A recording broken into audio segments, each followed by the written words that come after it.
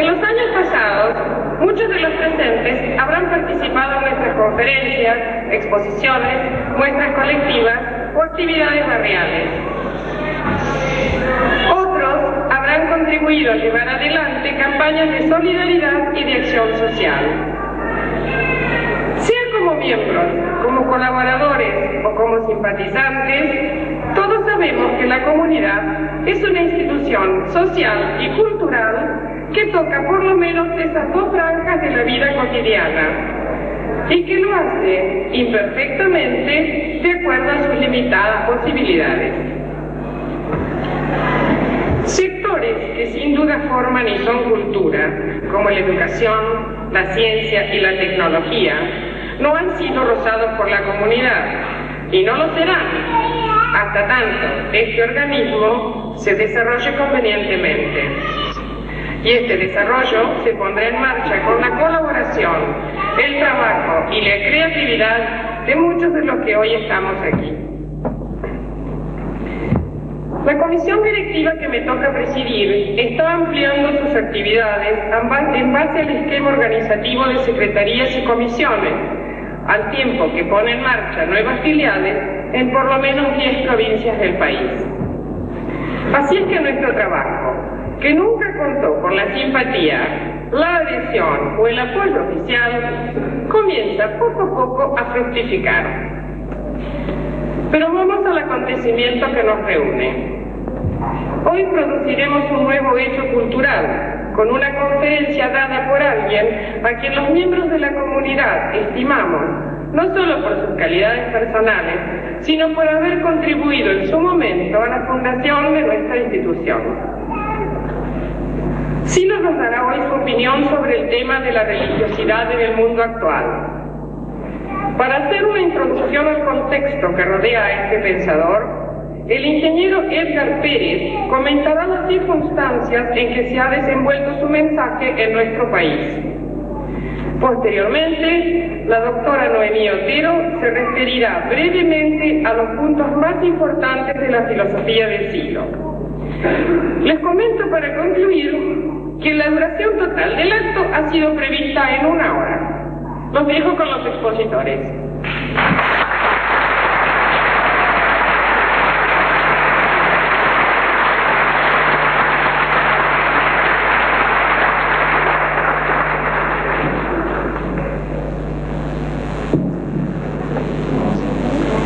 Mi desarrollo tomará 6 minutos.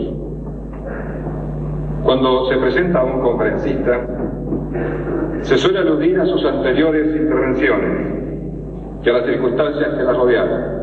Eso haremos hoy. La primera exposición pública de Silo no fue permitida debido al estado de sitio que había implantado el régimen militar de aquella época. Consultadas las autoridades sobre la posibilidad de dar la conferencia fuera de los centros urbanos, estas otorgaron el permiso con la acotación sarcástica de que no había prohibición para hablarle a las piedras. Así, el 4 de mayo de 1969, en un paraje montañoso de Mendoza, conocido como Punta de Vacas, Silo expuso ante un reducido número de personas hostigadas por hombres armados. De todas maneras, la CBS retransmitió el mensaje más allá de las piedras a 250 canales de TV del planeta. El 20 de julio del mismo año, en Chala, Jujuy y también a campo abierto, la policía dispersó a los asistentes. No hubo conferencia. El 26 de septiembre, en Barrio Yapeyú, Córdoba, hubo gases y 60 detenidos, pero no hubo conferencia. El 21 de octubre, en Buenos Aires, mediante un pequeño atentado y en conferencia de prensa, se comunicó la decisión de hacer otro intento. El 31 de octubre, en Plaza 11, hubo gases y 30 detenidos, pero no hubo conferencia. Al cambiar la cúpula militar, se dio autorización para dictar un cursillo sobre temas específicos y en privado. Eso ocurrió los días 16, 17, 18 y 19 de agosto de 1972. Luego vino un gobierno civil. Entonces Silo dio en Córdoba una charla privada. Ese día, 15 de agosto de 1972, hubo 80 detenidos. El 17 de agosto en Mar del Plata, las fuerzas policiales interrumpieron la conferencia. Resultado, 150 detenidos. Y el último intento, en esta misma sala, el 13 de septiembre de 1974, terminó con 500 detenidos y Silo en la cárcel de Villa Devoto. Luego vino la voladura de una casa en Mendoza el 15 de octubre de 1974, el encarcelamiento y ulterior deportación de 11 compañeros y el asesinato de otros 2 en La Plata el 24 de julio de 1975. Con el nuevo golpe militar, ni se pensó en dar conferencias, pero corrió la noticia de que Silo daría un ciclo de charlas en Europa y Asia, ya que en nuestro país no era posible hacerlo. Entonces, una semana antes de partir, el 12 de agosto de 1981, se registró un atentado a balazos contra su persona. Al regreso, la editorial Bruguera, al publicar uno de los libros de Silo, invitó a este para que hablara en la presentación en la 8ª Feria Internacional del Libro en Buenos Aires el 10 de abril de 1982. Resultó entonces que se permitió entrar al recinto a solo 20 personas, porque, según se explicó, el piso estaba en malas condiciones. Como hemos vuelto a un régimen democrático, hoy Silo opinará sobre la religiosidad. Otro día, sobre la política. Y en cualquier ocasión, sobre otro tema. Nosotros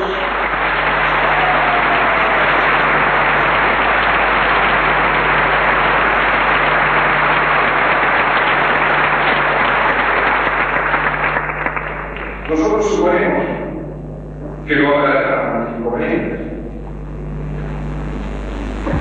Para ayudar a ambientar el clima que ha rodeado a la figura de Silo, concluiré leyendo un texto del nefasto general Ramón Camps en la página 223 de su libro Punto Final, edición Tribuna Abierta, Buenos Aires, 11 de octubre de 1982. Camps, allí, está tratando de demostrar por qué el director de un diario es subversivo. Y para ello aporta como prueba el hecho de que uno de sus redactores haya dialogado con Silo. Camps escribe: el diario de Timerman dedica una página a entrevistar a uno de los personajes que más daño ha causado a la juventud argentina, Mario Luis Rodríguez, más conocido con el nombre de Silo.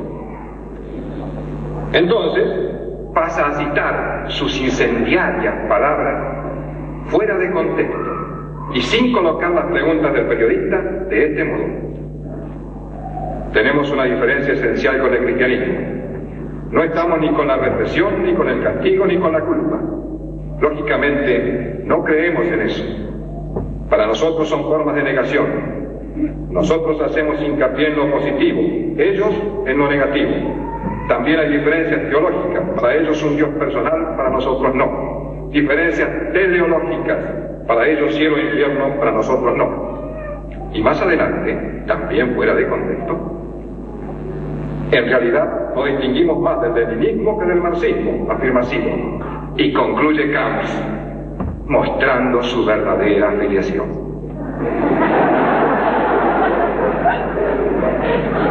Con esto, Camps deja sentada su prueba. Agreguemos a todo lo relatado la continua y malévola deformación hecha por la prensa de los regímenes pasados, y comprenderemos con qué moneda se ha pagado aquí a la prédica pacifista y a la metodología de la no violencia.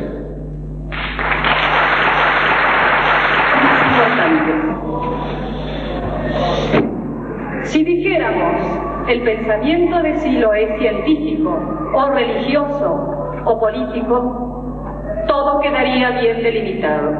Consecuentemente, Silo sería un científico o un religioso o un político. Pero sucede que su pensamiento es una filosofía, por lo tanto su autor es un filósofo, o más simplemente un pensador. Las cosas se complican al tratar de entender qué piensan los filósofos, ya que a veces piensan en la ciencia, o en la religión, en la política y en muchas cosas más, tratando siempre de organizar sus ideas, estructurándolas en sistema. En cuanto a la forma de trabajar y exponer, los pensadores han sido tan diversos que tampoco tenemos un modelo claro en el cual apoyarnos. Por ejemplo, se dice de uno de los más grandes que andaba molestando a toda una ciudad con sus preguntas indiscretas, pero que el asunto quedó solucionado asesinándolo bajo la acusación de corromper a la juventud y mofarse de sus dioses. Algunos, pues, han explicado su pensamiento desde la cátedra universitaria o desde sus libros, y no faltaron quienes lo hicieron desde el panfleto, el tumulto y la barricada. Así es que, ni por el objeto de reflexión ni por la forma de exposición queda definido el pensar filosófico. Afortunadamente en nuestro país, los formadores de opinión han encontrado las definiciones precisas, ya que un pensador es un curandero, un expositor es un santón y una corriente de pensamiento es una secta. De este modo,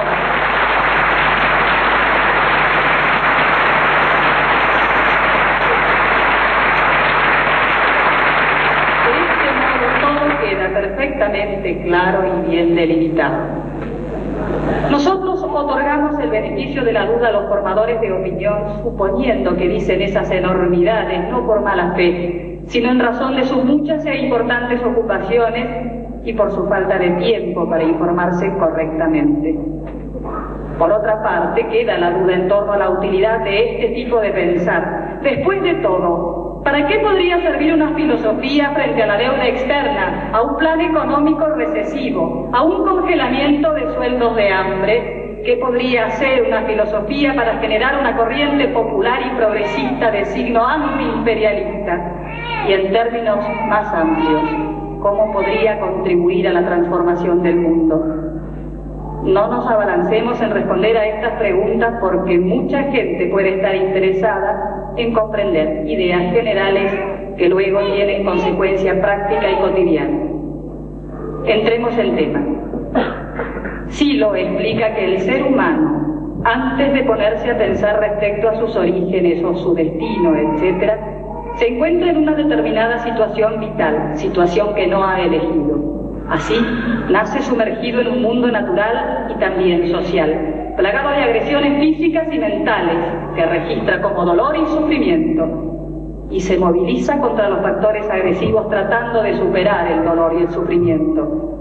A diferencia de otras especies, la humana es capaz de ampliar sus posibilidades corporales mediante la producción y utilización de instrumentos, de prótesis, en su etimología pro, delante, y tesis, poner. Así es que, en su accionar contra los factores dolorosos, produce objetos y signos que se incorporan a la sociedad y se transmiten históricamente. La producción organiza a la sociedad y en continua realimentación, la sociedad organiza a la producción. Desde luego, no es el mundo social y natural de los insectos que transmiten su experiencia genéticamente. Es un mundo social que modifica el estado natural y animal del ser humano. En este mundo nace cada ser humano, un mundo en que su propio cuerpo es parte de la naturaleza y un mundo no natural, sino social e histórico, es decir, un mundo de producción, de objetos, de signos netamente humanos. Un mundo humano en el que todo lo producido está cargado de significación, de intención, de para qué. Y esa intención es, en última instancia, superar el dolor y el sufrimiento. Con su característica ampliación de horizonte temporal, el ser humano puede diferir respuestas, elegir entre situaciones y planificar su futuro. Y es esta libertad la que le permite negarse a sí mismo, negar aspectos de su cuerpo, negarlo completamente, como en el suicidio, o negar a otros. Esta libertad ha permitido que algunos seres humanos se apropien ilegítimamente del todo social, es decir, que nieguen la libertad y la intencionalidad de otros seres humanos, reduciéndolos a prótesis, a instrumentos de sus propias intenciones. Allí está la esencia de la discriminación, siendo su metodología la violencia física, económica, racial y religiosa. Necesariamente, aquellos que han reducido la humanidad de otros seres humanos han provocado con esto nuevo dolor y sufrimiento, reiniciando en el seno de la sociedad la antigua lucha contra la naturaleza, pero ahora contra otros seres humanos convertidos en objetos naturales.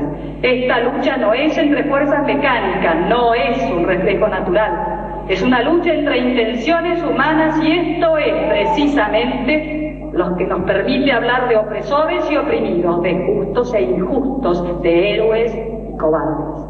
Esto es lo único que permite rescatar la subjetividad personal, y es lo único que permite practicar con sentido la solidaridad social y el compromiso con la liberación de los discriminados, sean estos mayorías o minorías. A estas alturas se impone una definición del ser humano. No bastará decir el hombre es el animal social, porque otros animales también lo son. Será incompleto definirlo como fabricante de objetos, poseedor de lenguaje, etc. En la doctrina siloísta, el hombre es el ser histórico, cuyo modo de acción social transforma a su propia naturaleza. Si admitimos esta definición, tendremos que aceptar que puede transformar también su propia constitución física, y así está sucediendo. Comenzó con prótesis externas y hoy las está introduciendo en su propio cuerpo. Está cambiando sus órganos, está interviniendo en su química cerebral, está fecundando in vitro y ha comenzado a manipular sus genes. Reconociendo que todo ser humano se encuentra en situación, y que esta situación se da en el mundo de lo natural, cuyo exponente más inmediato es el propio cuerpo, al par que en un mundo social e histórico, reconociendo las condiciones de opresión que algunos seres humanos han establecido en el mundo al apropiarse del todo social, se desprende una ética social de la libertad, un compromiso querido de lucha no solo contra las condiciones que me producen dolor y sufrimiento, sino que lo provocan a otros, porque la opresión a cualquier ser humano es también mi opresión. Su sufrimiento es el mío y mi lucha es contra el sufrimiento y aquello que lo provoca. Pero al opresor no le basta con encadenar el cuerpo. Le es necesario llegar más lejos, apropiarse de toda libertad y de todo sentido, por tanto, apropiarse de la subjetividad. Por ello, las ideas y el pensar deben ser cosificados por el sistema. Las ideas peligrosas o sospechosas deben ser aisladas, encerradas y destruidas como si se tratara de gérmenes contaminantes. Vistas así las cosas, el ser humano debe reclamar su derecho a la subjetividad, a preguntarse por el sentido de su vida y a practicar y predicar públicamente sus ideas y su religiosidad o irreligiosidad.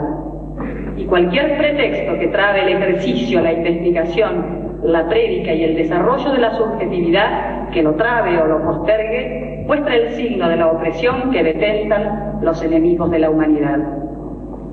Sintetizo rápidamente. El ser humano nace en una situación que no ha elegido.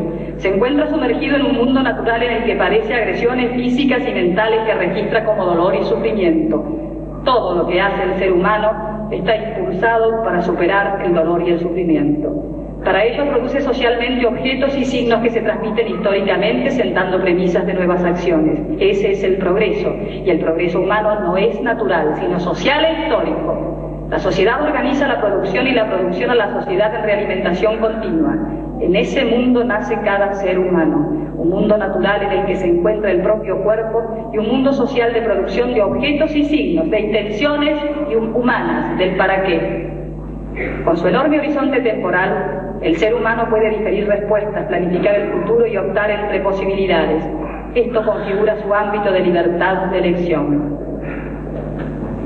Libertad que puede llegar a nihilizar el mundo, negar el mundo de sí mismo, de otros o negar el dolor. Esta misma libertad ha permitido que algunos violenten física, económica, racial y religiosamente a otros, negando su intencionalidad con la siguiente contradicción.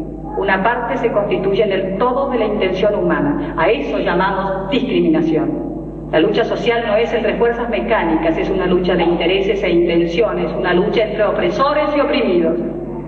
El hombre es definido como el ser histórico, cuya acción social transforma a su propia naturaleza, y esto se produce ya desde la creación de los primeros instrumentos, como prótesis del cuerpo, hasta la modificación interna del organismo por medios no naturales. Se deriva una ética de la libertad, en la que la lucha por la superación de aquello que provoca dolor y sufrimiento se extiende más allá de lo personal, por cuanto todo lo que oprime a otros a mí me oprime, y esto me pone en situación de decidir luchar no solo por mí, sino por otros y para otros. Finalmente, la opresión negadora de las intenciones tiende a apropiarse de la subjetividad de otros. El ser humano queda comprometido también en la lucha por el derecho a la subjetividad. Quiero terminar mi intervención con la prosa poética de Sylow en una parte de su libro El paisaje interno. Nombrador de mil nombres, hacedor de sentido, transformador del mundo. Tus padres y los padres de tus padres se continúan en ti. No eres un bólido que cae, sino una brillante saeta que vuela hacia los cielos. Eres el sentido del mundo, y cuando aclaras tu sentido iluminas la tierra. Cuando pierdes tu sentido, la tierra se oscurece y el abismo se abre. Te diré cuál es el sentido de tu vida aquí: humanizar la tierra. ¿Qué es humanizar la tierra? Es superar el dolor y el sufrimiento, es aprender sin límite, es amar la realidad que construye.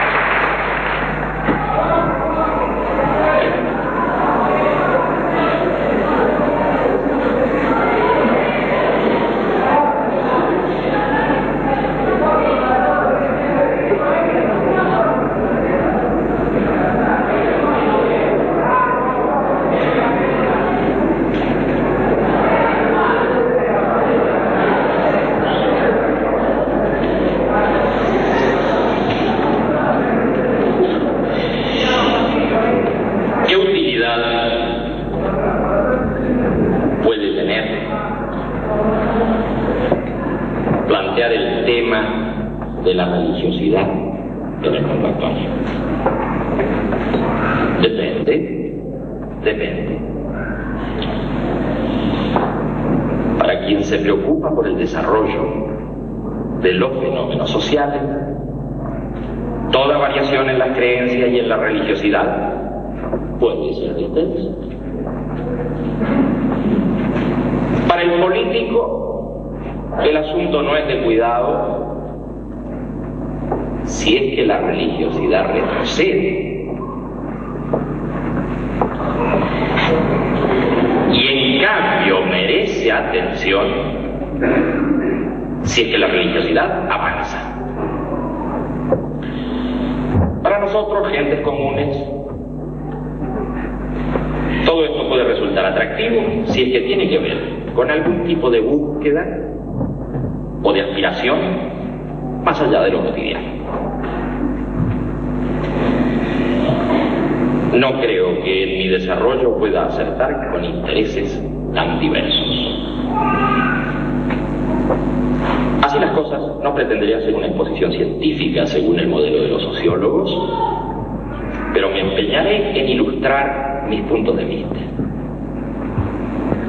Desde luego que no definiré la religiosidad ni la religión, sino que a estos dos términos los dejaré flotando de acuerdo a lo que intuye hoy el ciudadano medio.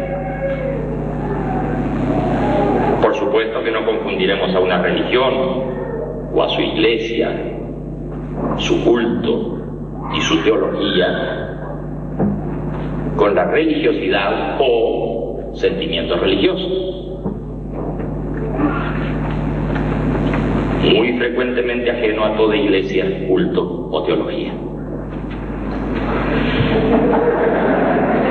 Ese estado de conciencia, ese sentimiento, seguramente se referirá a algún objeto, ya que como en todo estado de conciencia y por tanto como en todo sentimiento, habrá una estructura en la que estarán relacionados actos de conciencia con objetos. Bien, bien. A partir de allí, de este momento, espero que los eruditos en estos temas sepan acoger nuestras ingenuidades con una benévola sonrisa y no con un gesto de reproche.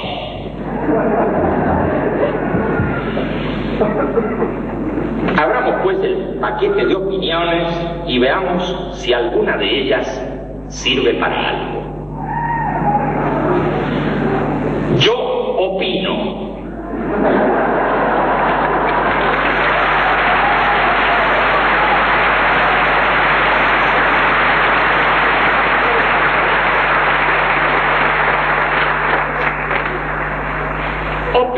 primero que un nuevo tipo de religiosidad ha comenzado a desarrollarse desde las últimas décadas. Segundo, que esta religiosidad tiene un trasfondo de difusa rebelión. Tercero, que como consecuencia del impacto de esta nueva religiosidad y, desde luego, como consecuencia de los vertiginosos cambios que se están produciendo en las sociedades, es posible que las religiones tradicionales sufran en su seno reacomodaciones y adaptaciones de sustancial importancia. Y cuarto, que es altamente probable que las poblaciones en todo el planeta sean sacudidas psicosocialmente, interviniendo en ellos como factor importante el nuevo tipo de religiosidad mencionado. Por otra parte, y aunque parezca opuesto a la opinión de la generalidad de los observadores sociales, no creo que las religiones hayan perdido dinámica. No creo que se estén apartando cada vez más del poder de decisión político, económico y social.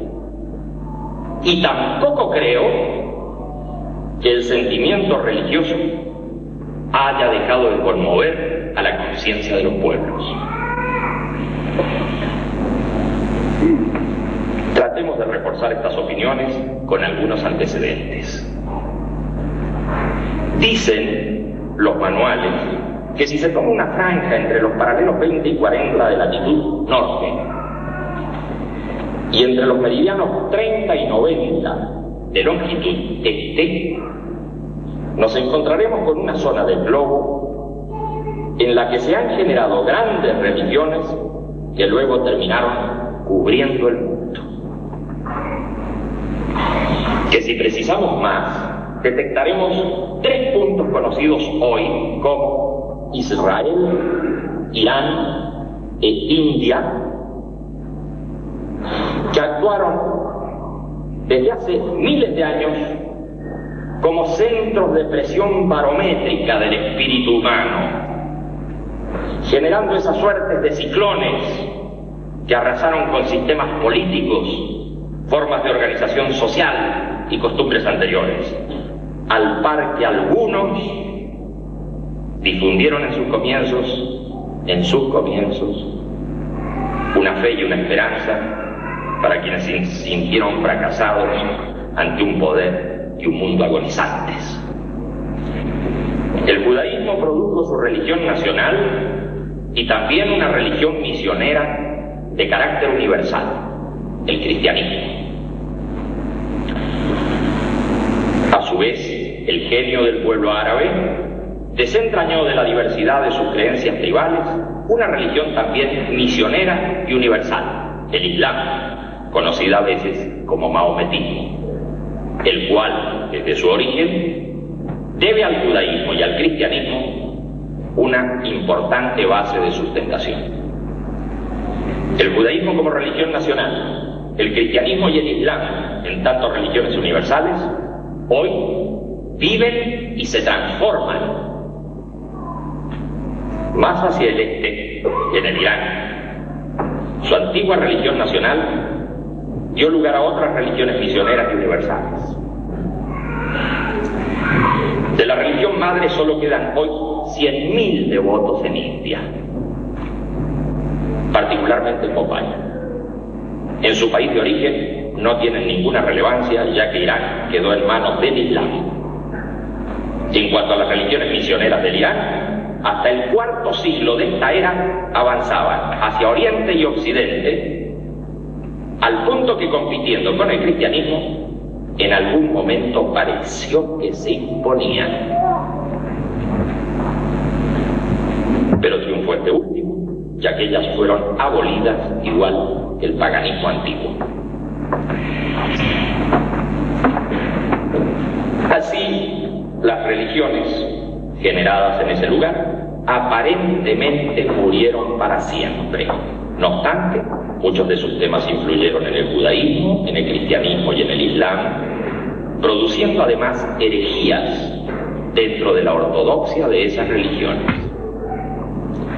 La secta chiita del Islam, que es religión oficial del Irán de hoy, ha sufrido fuertes conmociones en ese lugar. En el siglo pasado surgió una nueva fuerza religiosa, el Baath, y luego el Bahá'í. Y en la India, estando ya en la India, la religión nacional produjo otras cuantas, entre las que se destaca por su carácter misionero y universal el budismo. Tanto la religión madre como otras anteriores a esta era siguen actuando vigorosamente. Y por primera vez el hinduismo como religión nacional ha comenzado a moverse en este siglo hacia Occidente, enviando misiones, entre las cuales reconocemos la fe Hare Krishna. Esa es tal vez una de las respuestas a la llegada del cristianismo, favorecido en su momento por el colonialismo inglés. No dejamos de considerar importantes religiones como algunas de China, Japón, las del África Negra o las ya desaparecidas del continente americano. Lo que sucede es que todas ellas no llegaron a articular grandes corrientes supranacionales como el cristianismo, el islam o el budismo. Así, luego del desarrollo musulmán, luego del desalojo musulmán de Europa, el cristianismo llegó y se implantó en América. El islam pasó las barreras del mundo árabe y se expandió por toda África, pero también hacia Turquía, llegando a Rusia, India, China e Indochina. El budismo, a su vez, se abrió paso hacia Tíbet, China, Mongolia, Rusia, Japón y todo el sudeste asiático. Sucedió casi al comienzo de las grandes religiones universales que empezaron los cismas. Es decir, las religiones se dividieron en sectas. El islam en sunitas y chiitas, el cristianismo en nestorianos, monofisitas, etc. Ya desde las reformas de Calvino, Lutero, Zwinglio y los anglicanos, el cristianismo aparece en dos grandes sectas, genéricamente llamadas protestantes y católicos, a las que debe agregarse la ortodoxa.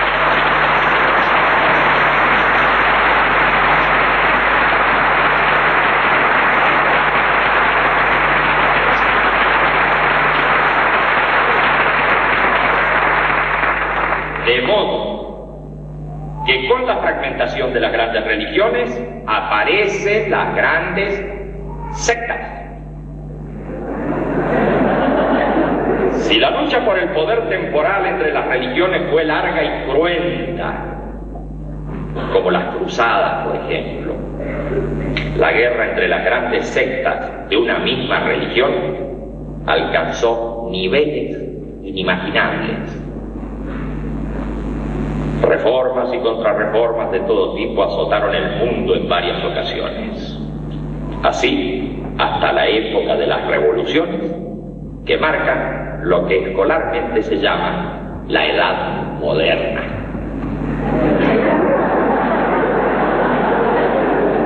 En Occidente, la Revolución Francesa, la inglesa y las americanas moderan los excesos y nuevas ideas de libertad, igualdad y fraternidad impregnan el ámbito social. En la época de las revoluciones burguesas aparecen curiosas tendencias como la de la diosa razón, una forma de religiosidad racionalista.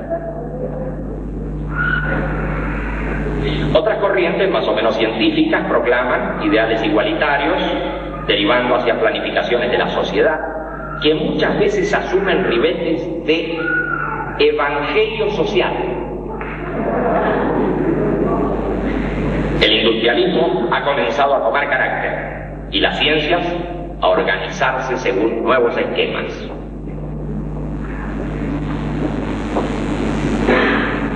Para esa época, la religión oficial ha perdido terreno.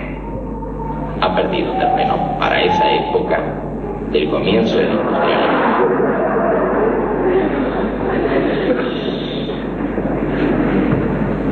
En el Manifiesto Comunista, Marx y Engels describen magníficamente la situación de aquellos inventores de evangelios sociales. Cito el apartado tercero del capítulo 3, comillas. Los sistemas socialistas y comunistas propiamente dichos, los sistemas de Saint-Simon, Fourier, de Owen, etc., hacen su aparición en el primer período de la lucha entre el proletariado y la burguesía. Y más adelante. Como el desarrollo del antagonismo de las clases marcha al par con el desarrollo de la industria, no advierten de antemano las condiciones materiales de la emancipación del proletariado y se aventuran en busca de una ciencia social, de leyes sociales, con el fin de crear esas condiciones. A la actividad social anteponen su propio ingenio. A las condiciones históricas de la emancipación, condiciones fantásticas. A la organización gradual y espontánea del proletariado en clase, una organización completa fabricada por ellos. Cierro comillas. Dentro de estas corrientes del evangelio social aparece un escritor llamado Augusto Comte. Trabaja en el diario de Saint-Simon y además colabora con este en la redacción del Catecismo de los Industriales.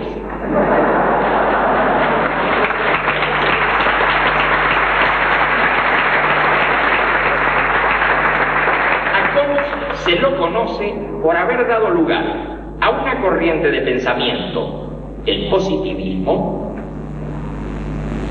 y también por haber elaborado el concepto y el nombre de las ciencias sociales a las que llamó sociología. Comte termina escribiendo el Catecismo positivista y funda la religión de la humanidad. En Inglaterra el culto pervive escasamente y en Francia, su lugar de origen, ya no existe. No obstante, se desplaza hasta América, llegando a Brasil, en el que verdaderamente ha echado raíces y ha tenido consecuencias en la formación de varias generaciones positivistas, no tanto desde el punto de vista religioso como desde el punto de vista filosófico. En las nuevas corrientes ya se ha llegado a un ateísmo militante, como en el caso de Bakunin y los anarquistas, enemigos de Dios y del Estado. Por su parte, el Dios ha muerto, ya se ha hecho sentir. En estos casos no se trata simplemente de irreligiosidad, sino de furibundos ataques contra aquello que suena a religión y particularmente a cristianismo. Pero otras mutaciones están operando, otras mutaciones. León Rivel, en Suiza,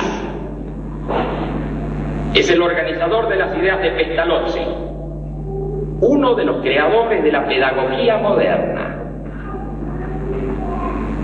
Aquel toma el nombre de Allan Kardec, convirtiéndose en el fundador de uno de los movimientos religiosos más importantes de los últimos años, llamado espiritismo. El libro de los espíritus de Kardec se publica en 1857 y el movimiento a que da lugar se expande por Europa, América y llega al Asia.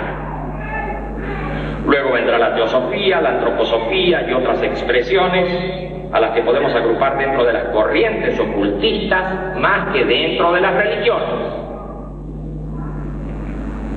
Ni el espiritismo, ni las agrupaciones ocultistas tienen carácter de secta dentro de las religiones.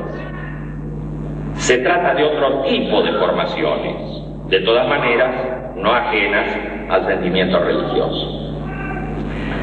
Esas asociaciones, entre las que reconocemos también al rosacrucianismo y a la masonería, obtienen sus mayores logros en el siglo pasado, exceptuando al espiritismo, que continúa desarrollándose con vigor hasta el momento actual. En fin, que entrando en el siglo XX, el panorama es caótico. Ya han aparecido sectas cristianas como los mormones y los testigos de Jehová, y muchas otras que son sectas de sectas en una proliferación colosal. Otro tanto ha ocurrido en Asia, donde también en algunos casos los evangelios sociales se inclinaron hacia la mística. Así sucedió con los Taiping en China en la década de 1850. Ellos se apoderaron de importantes zonas, faltando solo la toma de Pekín para proclamar una república socialista, colectivizar los medios de producción e igualar las condiciones de vida del pueblo. El rey Celeste, jefe del movimiento, proclamó sus ideas políticas impregnadas de taoísmo y cristianismo. La lucha contra el imperio cobró millones de vidas. En 1910 muere Tolstoy en Rusia. Se había apartado demasiado de la Iglesia Ortodoxa y el Santo Sínodo decidió excomulgar. Fue un cristiano convencido, pero a su modo. Proclamó su evangelio: no tomes parte en la guerra, no jures, no juzgues, no resistas el mal por la fuerza. Luego abandonó todo: libros, casa, familia. Ya no era el brillante escritor mundialmente reconocido, el autor de Ana Karenina y La Guerra y la Paz. Era el místico, anarco-cristiano, pacifista, fuente indudable de un nuevo planteo y de una nueva metodología de lucha: la no violencia. El anarcopacifismo de Tolstoy, junto a las ideas de Rufkin, con el evangelio social de Fourier, aquel que mencionaba Marx en el manifiesto, se combinan en un joven abogado indio que lucha por la no discriminación en África del Sur, Mohandas Gandhi. Siguiendo el modelo de Fourier, funda un falasterio, pero sobre todo ensaya una nueva forma de lucha política. Regresa a India y en los años siguientes empieza a aglutinarse en torno a su figura el independentismo indio. Con él comienza la marcha pacífica, el paro de brazos caídos, la sentada callejera, la huelga de hambre, la ocupación pacífica, en suma, lo que él llama resistencia civil. Ya no se trata de ocupar centros neurálgicos según la táctica revolucionaria de Trotsky. Se trata de lo contrario, hacer el vacío, y entonces surge una extraña oposición: la fuerza moral contra la prepotencia económica y política.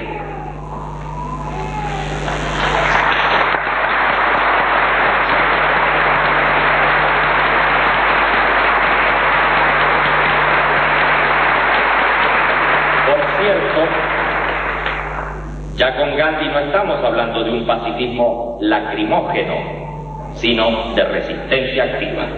Probablemente el tipo de lucha más valiente, en el que se exponen el cuerpo y las manos vacías ante las balas de los invasores y colonizadores occidentales. Este fakir desnudo, al decir del primer ministro inglés, gana esa guerra y luego es asesinado. Por otra parte, el mundo ha dado un vuelco formidable. Se ha desatado la Primera Guerra Mundial y ha triunfado la Revolución Socialista en Rusia.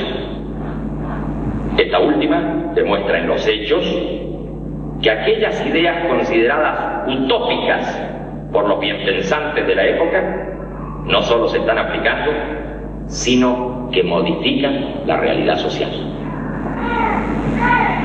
Las nuevas estructuraciones y la planificación del futuro en Rusia cambian el mapa político de Europa. La filosofía que organiza las ideas de la revolución echa a andar por el mundo con vigor.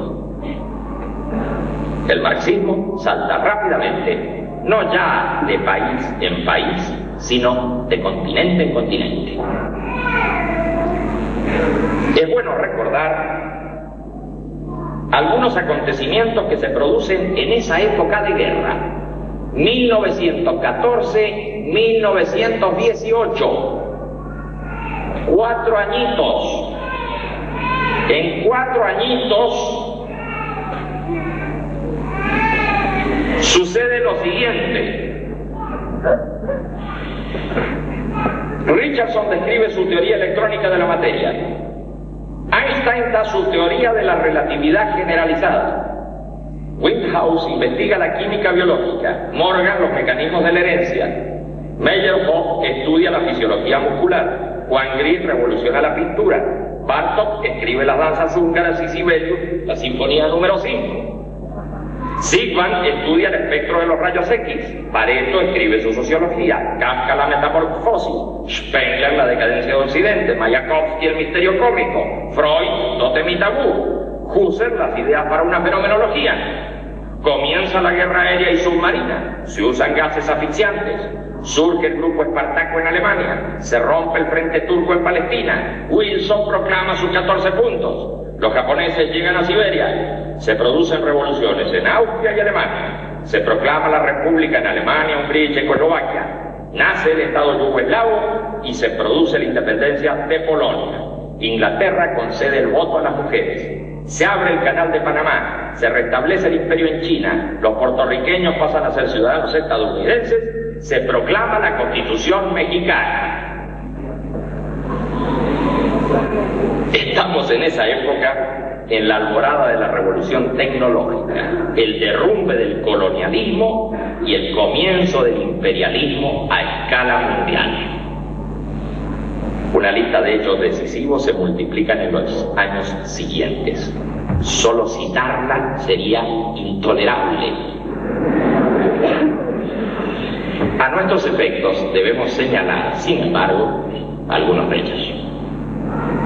En ciencia, Einstein ha elastizado la razón. Ya no hay verdades absolutas, sino relativas a un sistema. Freud ha pretendido que la razón misma está movida por oscuras fuerzas que, en lucha con las superestructuras de la moral y las costumbres, determinan la vida humana. El modelo atómico de Bohr muestra una materia en la que predomina el vacío. Todo lo demás son cargas eléctricas y masas infinitesimales. estudios astrofísicos, desde una explosión inicial se expande estructurándose en galaxias, nidos de galaxias y universos islas, marchando hacia una entropía que terminará en catástrofe final. En una galaxia espiral, poblada escasamente por 100.000 millones de estrellas, hay un sol amarillento pendiente en su flanco, alejado del centro del sistema por 30.000 años luz. Una partícula absurda de 12.000 kilómetros de diámetro gira en torno a él, y lo hace a la insignificante distancia de 8 minutos luz. Y en esa partícula ha estallado una nueva guerra, atrapando los puntos más distantes de ella. Los fascistas avanzan. Uno de sus representantes ya había proclamado: ¡viva la muerte!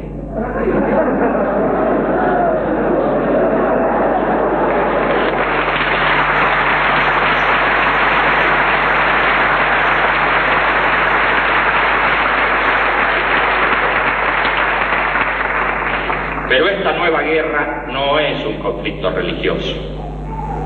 Es la lucha de los hombres de negocios y de las ideologías delirantes.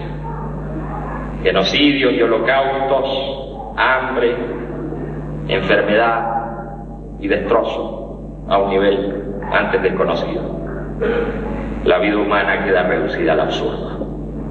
Piensan algunos: ¿para qué existir? ¿Qué es existir? El mundo ha estallado. Los sentidos se engañan. La realidad no es lo que vemos. Entonces, un joven físico, Oppenheimer, mientras estudia sánscrito para entender la religión védica hindú, dirige el proyecto Manhattan. En la madrugada del 16 de julio de 1945 entra en la historia. Ha detonado en la Tierra un sol en miniatura. La era nuclear ha comenzado, pero también concluye la Segunda Guerra Mundial. Otros hombres han destruido Hiroshima y Nagasaki. No queda civilización ni punto en el globo que no esté en contacto con los otros. La red de comunicaciones cubre el mundo. No se trata solo de objetos que se producen y se intercambian por vía aérea, marítima, ferroviaria. Se trata además de la comunicación de signos de lenguaje, de la voz humana y de la información que llega a todos los lugares al instante. Mientras el mundo cicatriza sus heridas, se independizan Pakistán e India y se inicia la guerra de Indochina. Se proclaman el Estado de Israel y la República Popular China con Mao a la cabeza. En 1951 se crea el Comecon en el campo socialista europeo y la Comunidad del Carbón y del Acero en Europa Occidental. Estamos en plena guerra de Corea y esa otra conocida como Guerra Fría entre el capitalismo y el socialismo. En Estados Unidos, el senador McCarthy comienza la caza de brujas. Se produce el arresto, la destitución y la muerte de sospechosos o espías menores, como el matrimonio Rosenberg. El estalinismo, a su vez, realiza todo tipo de atrocidades y represión. Muere Stalin y toma el poder Khrushchev. Entonces, él abre al mundo la realidad. Los intelectuales de buena fe, que consideraban todo aquello como simple propaganda del oeste para desacreditar a la URSS, quedan estupefactos. Vienen luego los desórdenes de Polonia y el retorno de Gomulka al poder. Se produce la revuelta húngara. La dirigencia de la URSS debe optar entre la seguridad nacional rusa y la internacional y su imagen. Opta por la seguridad. Los tanques soviéticos entran en Hungría. Es un shock para el partido, a escala mundial. Otros vientos empiezan a soplar. La nueva fe entra en crisis. En África, los movimientos de liberación se suceden unos tras otros. Cambian las fronteras de los países.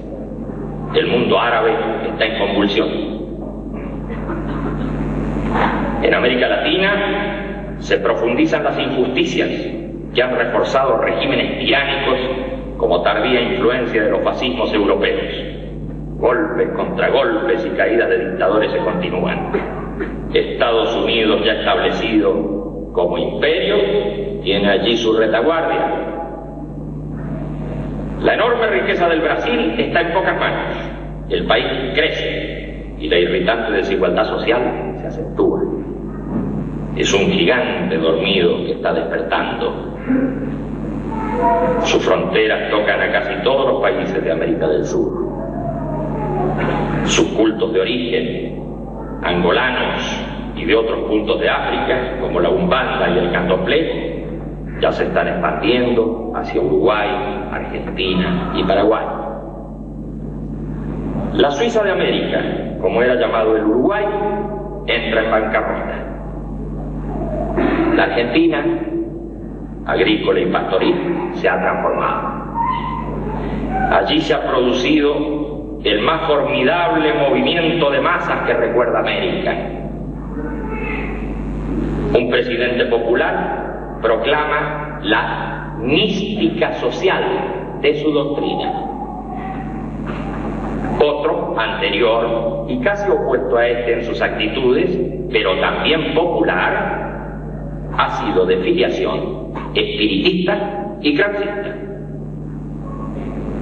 Allí, en 1955, arden varios templos católicos. ¿Qué está pasando en ese lugar? Ese tranquilo país, que ya no es el granero del mundo, lucha por sacudirse los restos del colonialismo económico británico. En esos conflictos se forma Ernesto Guevara. Luego estará en el poder en Cuba al concluir la revolución que depone a Batista en 1959. Luchará en otros países y otros continentes.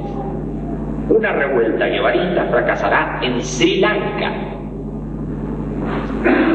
Su influencia encenderá el guerrillerismo juvenil en distintas latitudes. Es el teórico y el hombre de acción. Usa los antiguos vocablos de San Pablo. Trata de definir al hombre nuevo. Casi poéticamente dirá: desde hoy la historia deberá contar con los pobres de América. Poco a poco se va alejando de sus concepciones originales. Imagen que va fijada en la fotografía que recorre el mundo. Está muerto. En un lugar de Bolivia es el Cristo de la Figuera. La Iglesia Católica para esas épocas ha dado numerosos documentos sobre la cuestión social y organiza la Internacional Social Cristiana con nombres diversos según los países. En Europa, la democracia cristiana se impone en varios lugares. Desde entonces, allí el poder oscila entre los socialdemócratas, socialcristianos y liberal conservadores. El socialcristianismo se extiende a América Latina. En Japón, el shintoísmo como religión imperial ha sufrido una crisis importante. El budismo desarrolla entonces a la pequeña secta Soka Gakkai y en 6 años la lleva a 6 millones de creyentes. A partir de allí lanza el Komeito, que se convierte en el tercer partido político de ese país. En 1957 la URSS pone en órbita el primer satélite artificial de la Tierra. Con esto queda en claro para el gran público por lo menos 2 cosas. Primero, es posible un viaje interplanetario. Segunda, con los satélites como antena y relevadores se puede conectar el planeta televisivamente. Ya a partir de esto, la imagen es llevada a cualquier punto en que se encuentre el receptor. La revolución electrónica barre las fronteras. Desde luego comienza otro problema, el de la manipulación de la información y el uso de la propaganda altamente sofisticada. Ahora el sistema entra en cada casa, pero también entra la información.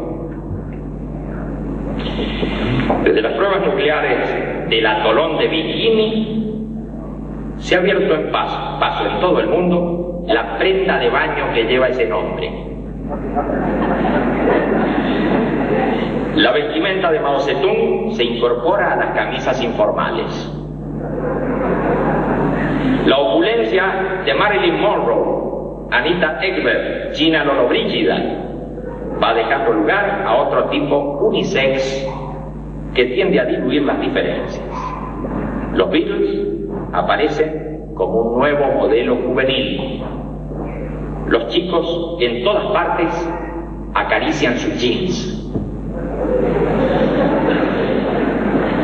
Europa ha sufrido una importante disminución proporcional de varones en su pirámide demográfica. Las mujeres, ya desde la guerra, ocupan allí puestos laborales y a nivel gerencial. Pero también sucede en USA y en otras partes donde no se produjo esa sangría. Es el proceso mundial, pese a la tenaz resistencia de los discriminadores.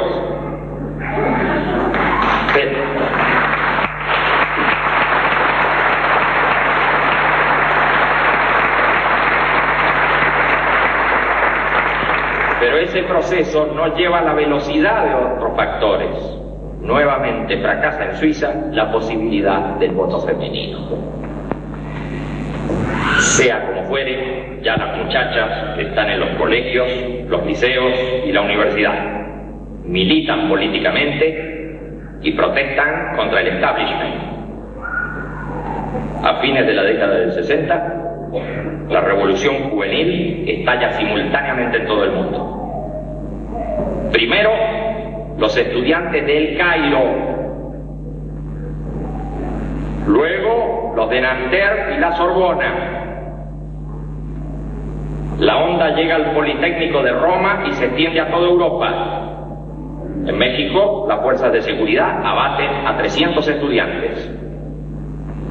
Las jornadas de mayo de 1968 hacen enmudecer a los partidos políticos. Nadie sabe bien qué pasa. Tampoco lo saben los protagonistas. Es una correntada psicosocial. Ellos proclaman: no sabemos lo que queremos, pero sabemos lo que no queremos. ¿Qué necesitamos? La imaginación al poder.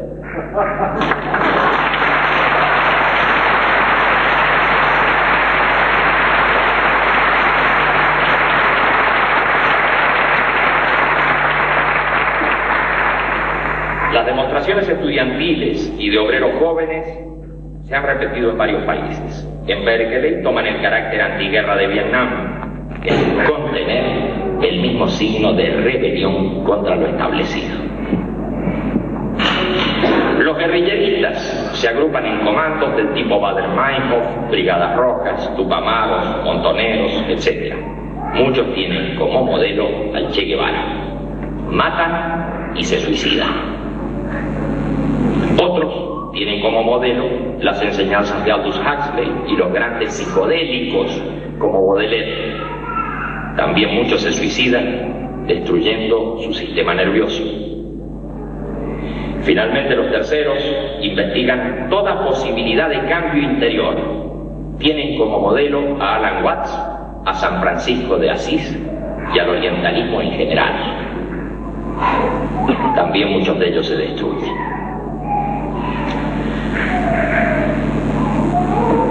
Por cierto que esa fracción es ínfima respecto de toda una generación, pero está dando el síntoma de los nuevos tiempos. La reacción del sistema no se hace esperar. Todos los jóvenes son sospechosos.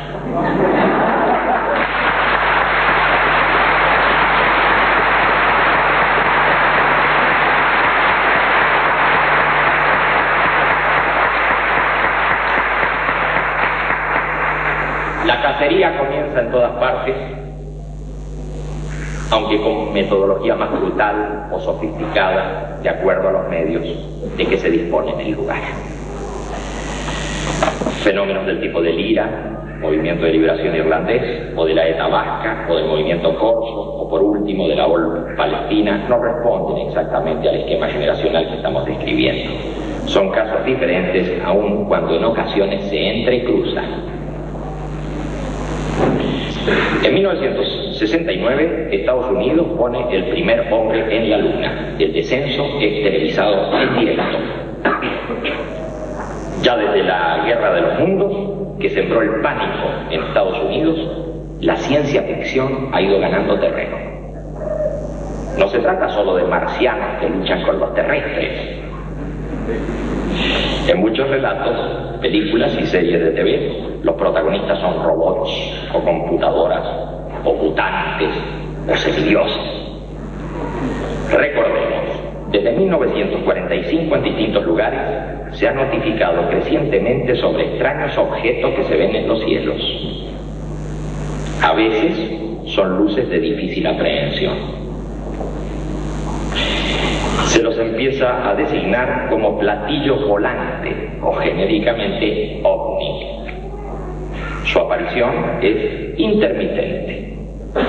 Psicólogos como Jung se ocupan del asunto. Físicos y astrónomos dan explicaciones escépticas. Algunos escritores como Cocteau llegan a afirmar que son seres del futuro rastreando su pasado. Se crean centros de observación en todas partes, frecuentemente conectados entre sí, y empiezan las prácticas de contacto con supuestos seres de otros mundos. Hoy, tal creencia ha ganado considerable terreno. Su aparición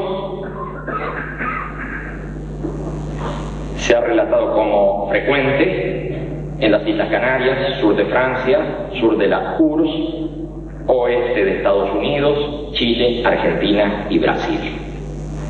En 1986, el gobierno de este último país declaró oficialmente el contacto visual por radar con OVNI. Por primera vez, un gobierno hace tal afirmación. Destaca además el ulterior seguimiento del fenómeno por la Fuerza Aérea. Sí, como dijéramos antes, el catolicismo comienza a retomar espacio a través de partidos políticos confesionales. El Islam no le va en saga. Numerosas monarquías y gobiernos tibios son derribados y comienzan a multiplicarse las repúblicas islámicas. De este modo, ya en la década del 70, las grandes religiones recuperan espacio político y económico. Sin embargo, hay gran preocupación por la fe.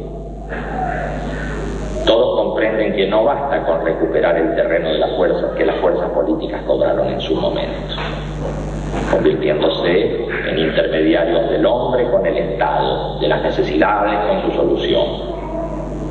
Agudos observadores musulmanes advierten que muchas cosas han cambiado. La antigua organización tribal ha quedado debilitada. La riqueza petrolera se ha volcado en muchos lugares a la industria y los grandes centros urbanos comienzan a levantarse. Las familias se reducen viviendo en propiedad horizontal. En los países más pobres se produce el éxodo hacia Europa buscando nuevas fuentes de trabajo y alterando el paisaje de la juventud. Pero también la continua guerra y tensión con Israel les da unidad. En ese clima de tensión general, el Shah de Irán impone la occidentalización forzada.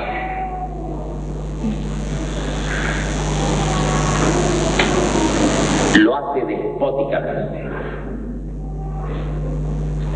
ya que posee el ejército mejor armado del Próximo Oriente.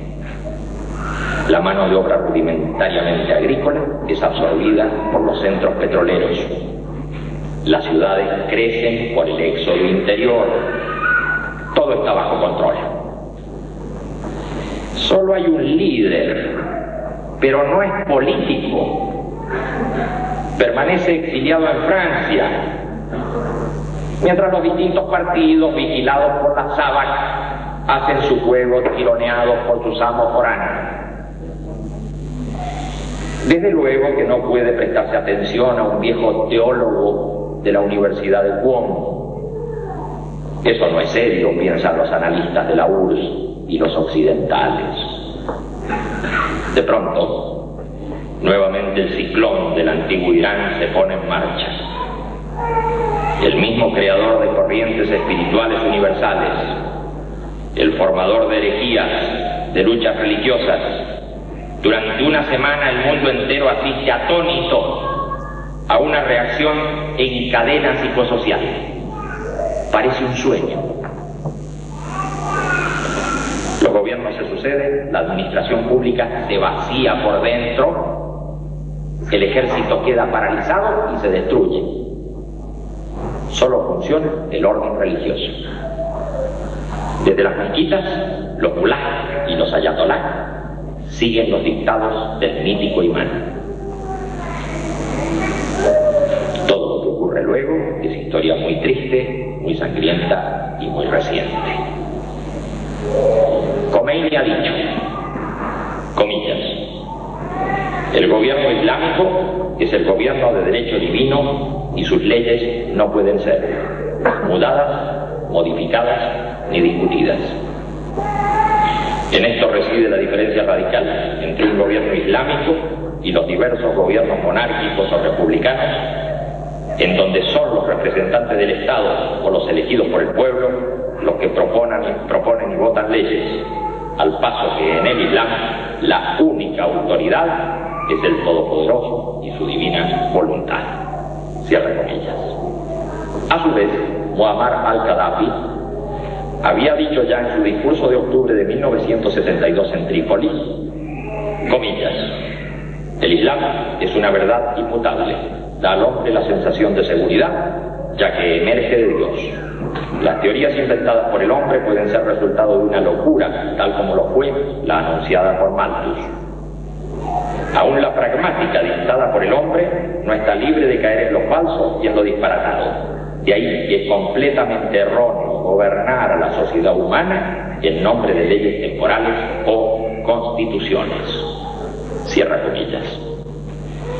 He citado a estos dos expositores, desde luego, fuera de contexto, pero lo que pretendo transmitir es la comprensión del fenómeno religioso islámico que subordina a él toda actividad y, por cierto, la política. Y este concepto, aparentemente en retroceso, parece estar vigorizándose. Sabemos que en los Estados Unidos el Islam se está desarrollando. En Francia al día de hoy existen 200.000 conversos y no estamos hablando de árabes o descendientes de ellos. Por supuesto que doy estos dos casos solo como ejemplo porque también el Islam se ha transformado considerablemente para avanzar a Occidente. Las formas de biches y sufíes son casos particulares de la misma tendencia. En el caso del cristianismo existe movilidad entre sus grandes sectas. Así, mientras los protestantes son de algún modo religión oficial en un país,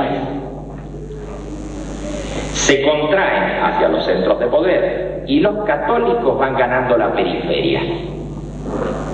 Inversamente, en los países llamados católicos, mientras estos abandonan la periferia, las sectas protestantes la van ocupando.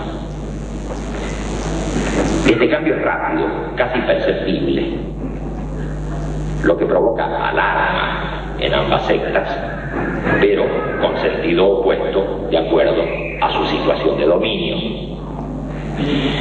En esa lucha, a veces, grupos de esas sectas apelan a golpes bajos, No se le puede echar la carga al protestantismo en general.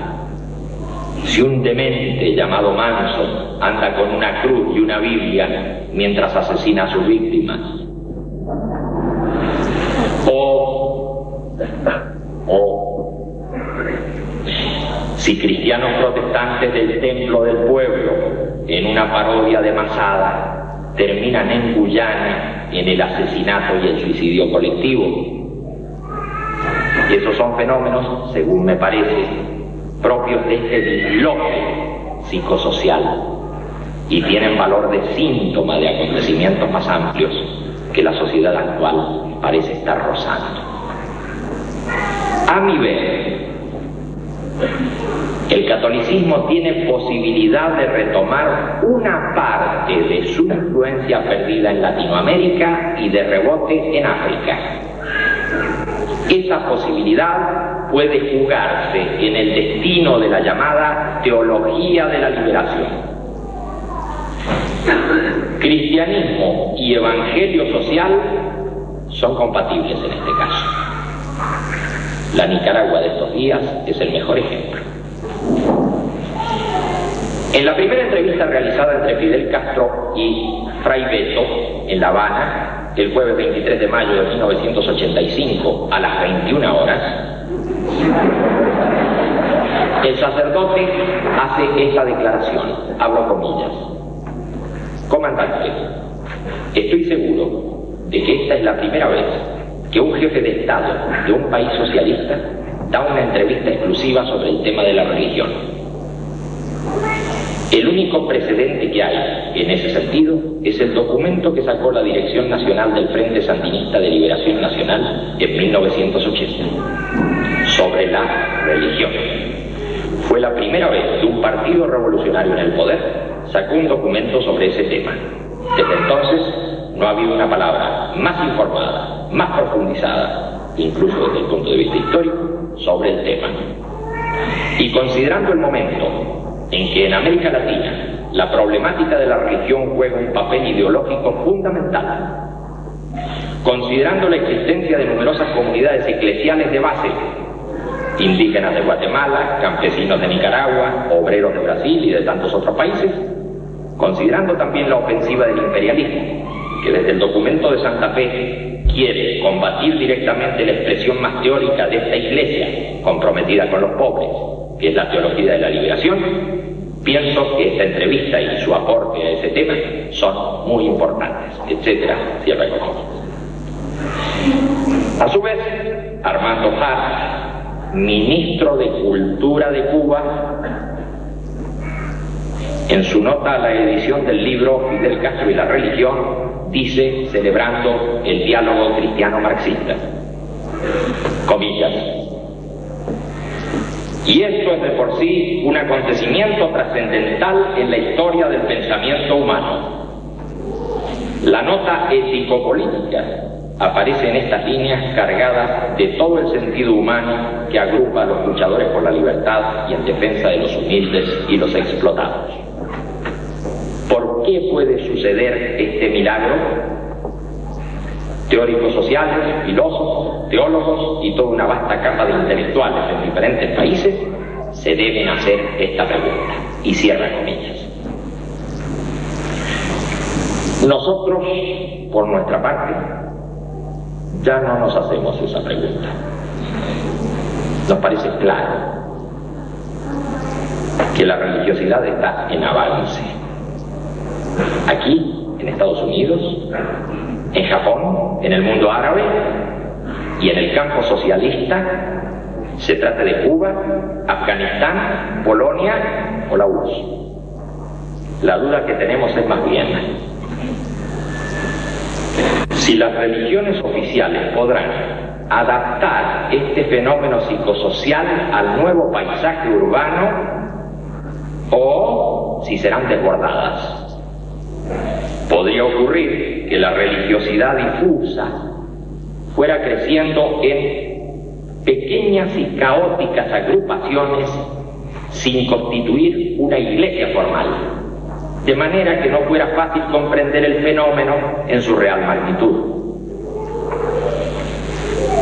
Aunque la comparación no sea del todo legítima, me permito recordar un antecedente lejano. A la Roma imperial comenzó a llegar todo tipo de culto y toda superstición de los alrededores, al tiempo que la religión oficial perdía convicción. Y uno de esos insignificantes grupos terminó luego convirtiéndose en Iglesia Universal.